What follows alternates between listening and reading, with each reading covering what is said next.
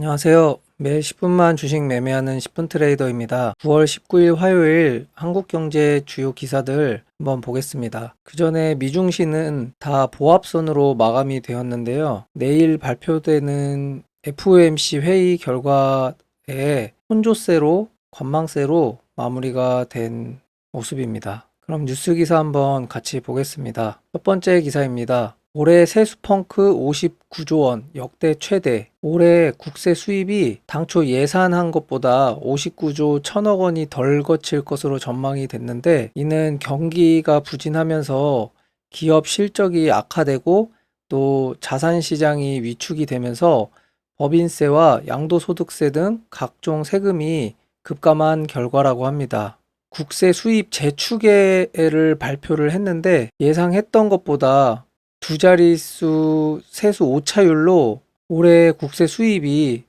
본 예산보다 훨씬 줄어들 것으로 나왔습니다. 다음 기사입니다.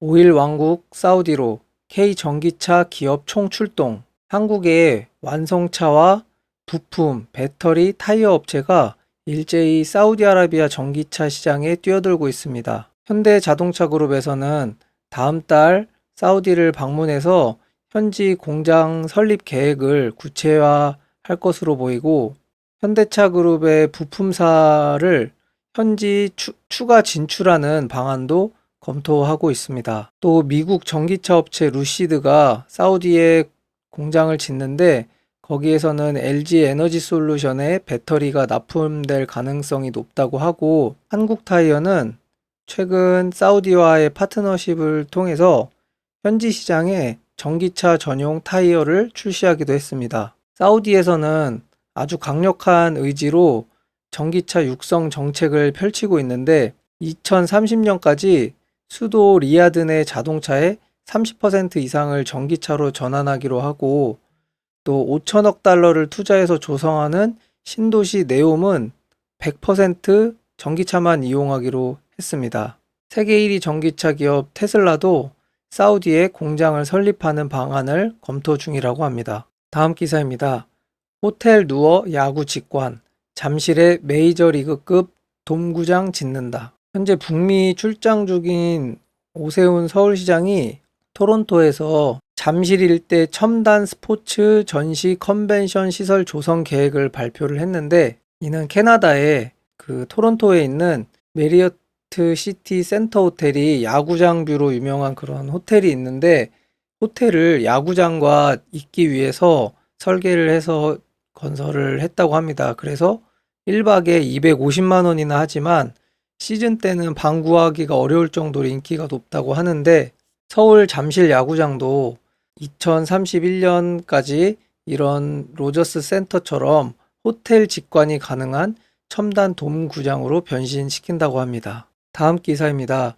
중동 몰락할 것, 석유 수요 꾸준. 아랍의 운명을 놓고 전망이 엇갈리고 있습니다. 카타르에서는 국민이 정부로부터 월 5에서 600만 원의 기본소득을 받고 집까지 받는다고 하고, 사우디아라비아의 국부펀드는 1000조 원 규모로 세계의 큰손 투자자입니다. 이렇게 오일머니에 기반한 중동 산유국의 미래가 신자원전쟁 결과로 에너지 전환이 가속화하면 미래가 장담하기 어렵다는 전망이 나오고 있는데, 사우디가 지금처럼 중국, 러시아와 밀착을 하면서 미국이 어느 순간 사우디와의 관계를 재고할 수 있다는 지적이 제기되고 있습니다. 그래서 사우디는 자국 내에서 구리, 리튬 등 친환경 광물 광산 개발을 추진하면서 미국과 손잡고 아프리카 광물 자원 확보에도 나섰습니다. 이와 반대로 석유 사용이 계속되면서 중동의 힘이 더 강해질 것이라는 예상도 나오는데,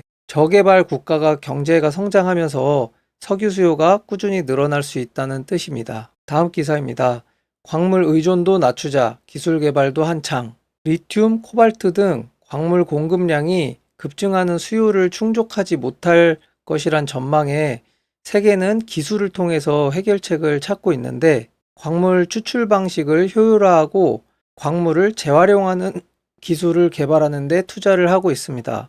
배터리 업계에서는 코발트가 비싸기 때문에 코발트가 들어가지 않는 제품을 개발을 하고 있습니다. 그래서 세계가 주목하는 기술 중 하나가 직접 리튬 추출이라는 DLE라는 기술인데, 이것은 소금물에서 리튬을 직접 추출하는 기술이라고 합니다. 그래서 DLE가 상용화가 되면 짧게는 몇 시간 만에 리튬을 얻을 수 있다고 하고, 기존 생산 방식보다 채산성이 대폭 좋아진다고 합니다. 또 배터리 제조에서는 고가의 광물을 대체하려는 움직임이 있는데, 기존의 NCM, 니켈, 코발트, 망간의 3원계 배터리를 만들 때 값비싼 코발트 사용량을 줄여 가격 경쟁력을 높이려는 목적입니다.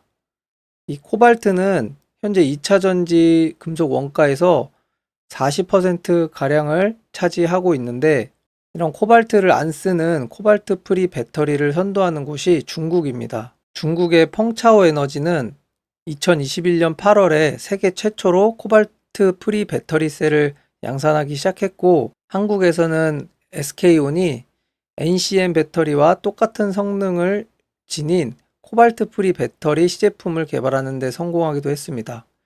또 테슬라는 코발트가 없는 100% 니켈 배터리를 만들겠다고 선언하기도 했습니다. 그리고 공급이 크게 늘어나지 못하는 상황에서 알루미늄, 구리, 니켈 등 광물을 재활용하는 게 현실적이라는 대안이란 주장도 있어서 이런 기술을 개발하는 기업들이 많은 투자를 받고 있다고 합니다.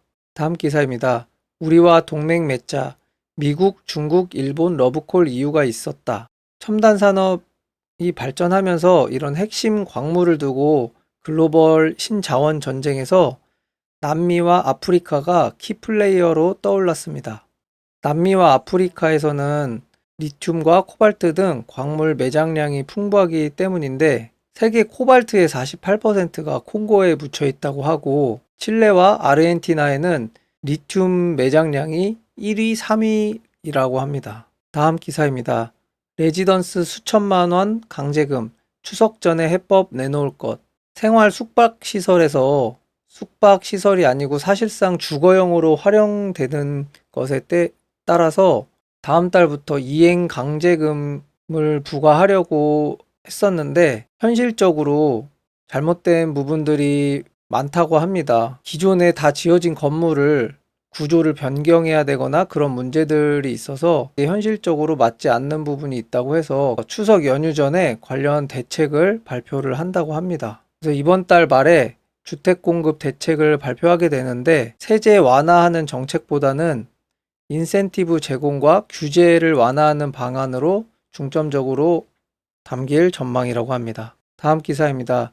첨단 클러스터 육성에 5년간 2.2조 투자. 정부가 첨단 산업 클러스터 조성을 위해서 5년 동안 2조 2천억 원을 집중 투자하기로 했습니다. 내년에만 4천억 원을 투입하는데, 또 경기 용인에 조성할 예정인 반도체 국가산업단지는 예비 타당성 조사를 면제해서 사업 속도를 높이기로 했습니다. 지난 6월에 정부에서 반도체, 2차 전지, 바이오 등 12개 국가전략 기술의 경쟁력을 높이기 위해서 첨단 클러스터를 조성한다는 계획을 내놨었는데, 이번에 그런 개최 계획을 구체화했다고 합니다. 다음 기사입니다.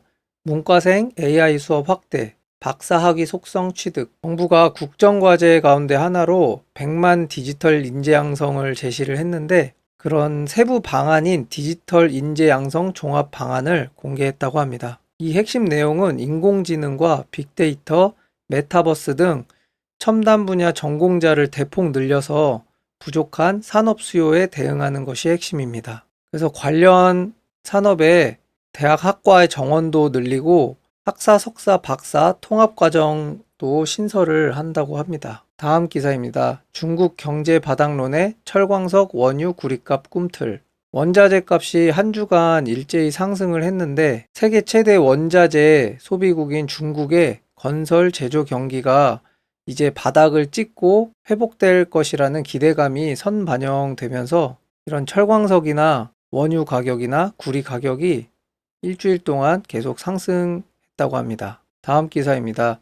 태경그룹 사우디와 농축수 재활용 사업. 소재 전문기업 태경그룹이 사우디아라비아 해수담수청과 농축수 및 이산화탄소의 재활용 기술을 활용한 공동사업을 위한 전략적 협력 관계를 맺었다고 합니다. 이 뉴스로 어제 태경그룹 관련주들이 조금 상승이 있었는데요. 이렇게 9월 19일 한국경제 기사 한번 쭉 훑어봤습니다. 주식하면서 여러분들이 경제적인 시야를 조금이나마 넓혀보는데 도움이 되셨으면 하는 바람입니다. 오늘도 영상 봐주셔서 감사합니다.